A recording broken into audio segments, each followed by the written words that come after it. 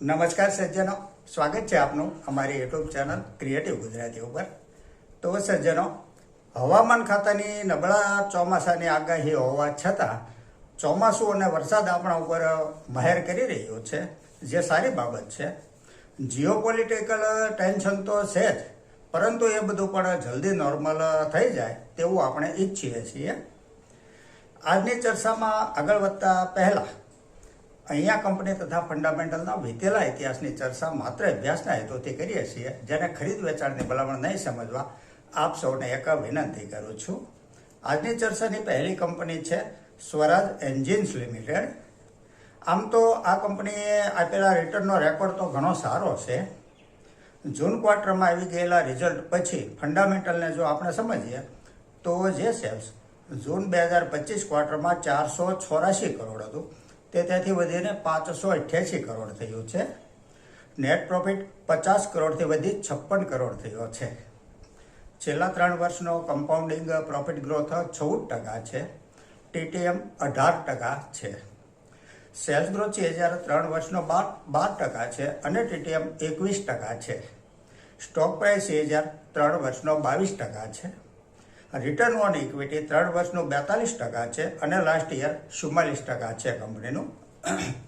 Balance sheet જોઈએ તો borrowing 2 crore છે. સામે રિઝર્વ કંપની પાસે 477 કરોડનું છે. માર્કેટ કેપ 4409 કરોડની છે. એક સ્મોલ કેપ કંપની છે. સ્ટોક પ્રાઇસ 3629 રૂપિયા છે. 52 વીક હાઈ 4545 રૂપિયાનો બનેલો છે. પી રેશિયો 21 છે. ROCE 58% છે. ROE 43% છે. ડિવિડન્ડ yield 3.03% છે. ફેસ વેલ્યુ 10 રૂપિયા છે. શેર હોલ્ડિંગ પેટર્ન જોઈએ તો પ્રમોટર હોલ્ડિંગ 52.11% છે. એફઆઈઆઈનું હોલ્ડિંગ 2.43% છે. ડીઆઈઆઈનું હોલ્ડિંગ 8.78% છે અને પબ્લિક પાસે 36.69% હોલ્ડિંગ છે. આ એક મજબૂત ફંડામેન્ટલ વાળી પ્રોફિટેબલ કંપની છે. ગુડ મેનેજમેન્ટ છે. પ્રમોટર મહિન્દ્રા એન્ડ મહિન્દ્રા જેવી કંપની છે. આગળ એક સજ્જન હુડકો અને એનએચપીસી આ બંને કંપની વિશે વાત કરવા કહે છે. તો પહેલાં આપણે વાત કરીએ હુડકોની. Housing and urban development corporation limited કંપનીનું પૂરું નામ છે. કંપની ખાસ કરીને શહેરી વિસ્તારોમાં મકાન બનાવી અને તેને વેચવાનું કામ કરે છે અને સાથોસાથ લોન પણ આપે છે. ફંડામેન્ટલ જોઈએ તો જે સેલ્સ જૂન 2025 ક્વાર્ટરમાં 2937 કરોડનું હતું તે વધી 3716 કરોડ થયું છે. નેટ પ્રોફિટ 630 કરોડથી વધી 851 કરોડ થયો છે. છેલ્લા 3 વર્ષનો કમ્પાઉન્ડિંગ પ્રોફિટ ગ્રોથ 33% છે. સેલ્સ ગ્રોથ છે જ્યારે 3 વર્ષનો 23% છે. સ્ટોક પ્રાઇસ છે જ્યારે 3 વર્ષનો 45% છે. માર્કેટ કેપ 39,057 કરોડની છે. સ્ટોક પ્રાઇસ 195 રૂપિયા છે. 52 વીક હાઈ 247 રૂપિયાનો બનેલો છે. પી રેશિયો 9.18 છે. ROCE 8.41% છે. ROE 20% છે. ડિવિડન્ડ yield 3.10% છે. ફેસ વેલ્યુ 10 રૂપિયા છે. શેર હોલ્ડિંગ પેટર્ન જોઈએ તો પ્રમોટર હોલ્ડિંગ 75% છે. એફઆઈઆઈ પાસે 2.40% હોલ્ડિંગ છે. ડીઆઈઆઈ પાસે 10.09% હોલ્ડિંગ છે અને પબ્લિકનું હોલ્ડિંગ 12.49% છે. ભારત સરકારની આ એક પ્રોફિટેબલ કંપની છે. ફંડામેન્ટલ મજબૂત છે કંપનીનું. બીજી એ કંપની છે તેઓ સજ્જન શ્રીએ પૂછેલી, તેનું નામ છે એનએચપીસી. ભારત સરકારની આ એક નવરત્ન કંપની છે. આ પણ પીએસયુ કંપની છે જે જળ વિદ્યુત પ્રોજેક્ટ દ્વારા મોટા પાયે વીજળીનું ઉત્પાદન કરી અન્ય રાજ્ય સરકારો અને ડિસ્ટ્રીબ્યુશન કંપનીઓને બલ્કમાં વેચે છે. આ ઉપરાંત સોલાર પાવર તથા પવનથી પણ વીજળીનું ઉત્પાદન કરે છે તથા જળ વિદ્યુત અને ઇન્ફ્રાસ્ટ્રક્ચર પ્રોજેક્ટ માટે આયોજનથી લઈને કમિશનિંગ સુધીની વૈશ્વિક કક્ષાની એન્જિનિયરિંગ કન્સલ્ટન્સી વગેરે સેવાઓ પૂરી પાડે છે. ફંડામેન્ટલ જોઈએ તો જે સેલ્સ માર્ચ 2025 ક્વાર્ટરમાં 2347 કરોડ હતું તે ત્યાંથી વધીને 2816 કરોડ થયું છે. નેટ પ્રોફિટ 920 કરોડથી વધી 1549 કરોડ થયો છે. છેલ્લા 3 વર્ષનો કમ્પાઉન્ડિંગ પ્રોફિટ ગ્રોથ -1% છે. ટીટીએમ 28% છે. સેલ્સ ગ્રોથ 3 વર્ષનો 3% છે અને ટીટીએમ 12% છે. સ્ટોક પ્રાઇસ 3 વર્ષનો 17% છે. વિતેલા 1 વર્ષનું -5% રિટર્ન આપેલું છે. સ્ટોકે માર્કેટ કેપ 79,085 કરોડની છે. સ્ટોક પ્રાઇસ 78 રૂપિયા 70 પૈસા છે. 52 વીક હાઈ 89 રૂપિયા સુધી બનેલો છે. પી રેશિયો 21 છે. ROCE 5.73% છે. ROE 9.29% છે. ડિવિડન્ડ yield 2.43% છે. ફેસ વેલ્યુ 10 રૂપિયા છે. શેર હોલ્ડિંગ પેટર્ન જોઈએ તો પ્રમોટર હોલ્ડિંગ 61.39% છે. એફઆઈઆઈનું હોલ્ડિંગ 12.29% છે.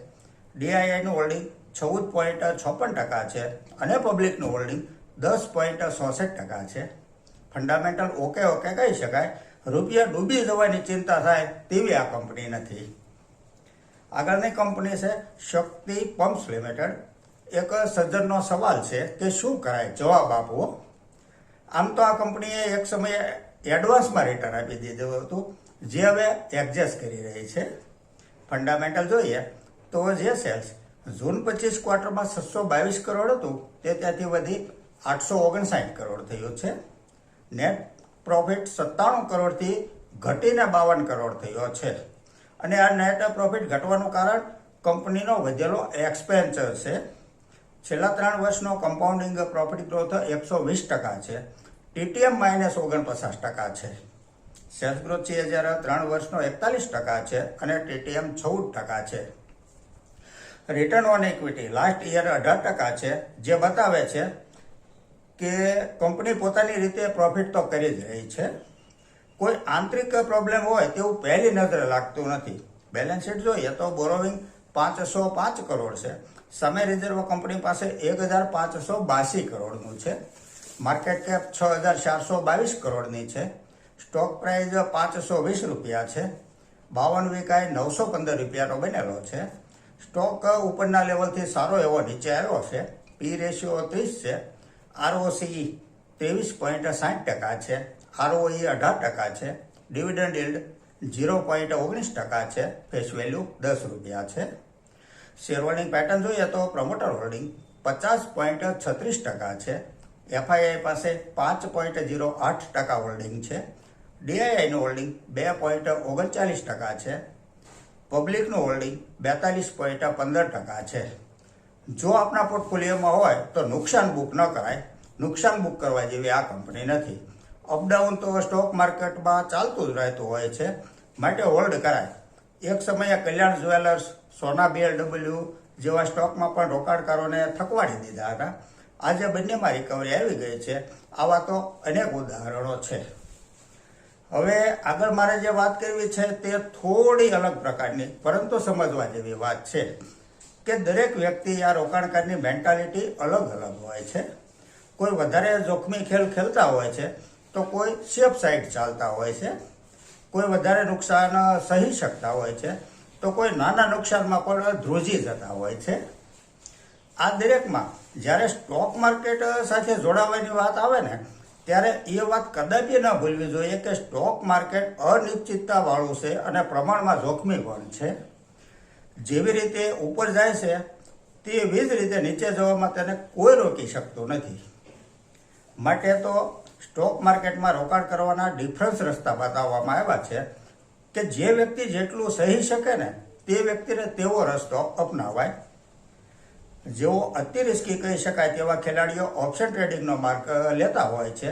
તેમાં પણ જેને વધારે જોખમ લેવું હોય ને તેઓ તો ઓપ્શન બાઇંગ કરતા હોય છે, જે અતિ જોખમી હોવાથી તેના ઉપર આપણે કદી ચર્ચા જ કરતા નથી હોતા. પછી તેનાથી થોડું ઓછું જોખમ સ્મોલ કેપમાં હોય છે. તેનાથી નીચે આવીએ તો મિડ કેપનું જોખમ સ્મોલ કેપની સરખામણીએ થોડું ઓછું ગણી શકાય. તેનાથી પણ જો ઓછું જોખમ તો નિફ્ટી 100, તેનાથી ઓછું નિફ્ટી 50 વગેરેમાં ગણાતું હોય છે. હવે આનાથી પણ જેને ઓછું જોખમ લેવું છે અને માર્કેટ સાથે જોડાયેલું રહેવું છે તેઓના માટે બેલેન્સ ફંડ અને એસેટ એલોકેશન જેવા મ્યુચ્યુઅલ ફંડ બનાવ્યા છે આપણી એસેટ મેનેજમેન્ટ કંપની જોઈએ. હવે તેનાથી પણ જો આગળ વાત કરીએ ને તો આપણે તો કોઈ રોકાણકારને બિલકુલ નુકસાની જોઈ પસંદ નથી. એવા રોકાણકારની જો વાત કરીએ તો તેઓના માટે ડેપ્ટ ફંડ વગેરે પણ બનાવેલા છે, જે બેંક એફડીની સરખામણીએ થોડું વધારે વળતર આપે છે અને કોઈ ચોક્કસ ટાઈમ માટે તેમાં બંધાઈ જવાનું રહેતું નથી. અને દરેક રોકાણકારે પોતપોતાની મેન્ટાલિટી, સાયકોલોજી પ્રમાણે પોતાને જે અનુકૂળ આવે ને, પોતે જેટલું રેડ જોઈ શકે, પોર્ટફોલિયોને લાલ જોઈ શકે, તે મુજબ તેઓને તે રસ્તો પસંદ કરવો જોઈએ. તો સજ્જનો, આ સાથે આજની આ ચર્ચા અહીં પૂરી કરીએ છીએ. જો આપને આજની આ ચર્ચા પસંદ આવી હોય તો લાઈક કરજો, શેર કરજો, મારી ચેનલને સબસ્ક્રાઈબ કરજો. નમસ્કાર.